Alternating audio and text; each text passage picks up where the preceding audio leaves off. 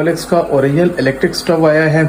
बहुत high quality में बना हुआ है। कोलेक्स जर्मनी का ब्रांड है और ये प्रोडक्ट जर्मनी के लिए बनी हुई है। यहाँ पे ये देख लें, डिजिटल इसका डिस्प्ले होता है।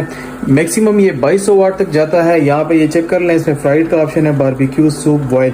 इसका अपना टेम्परेचर और टाइमर आ जाता है। इस पर आप क्लिक करेंगे और यहाँ पे इन्होंने टाइमर का ऑप्शन भी दिया होता है। आप इसमें किसी चीज़ को कुक करने के लिए टाइम भी सेट कर सकते हैं।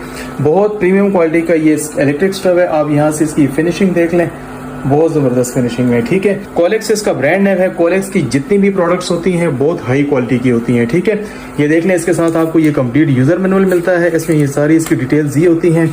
ये इसका बॉक्स है। मैक्सिमम ये 2200 वाट होता है। अच्छा, ये देख लें, इसके ऑन ऑफ का बटन है। यहाँ पे मैं फ्राइड पे क्लिक करता हूँ।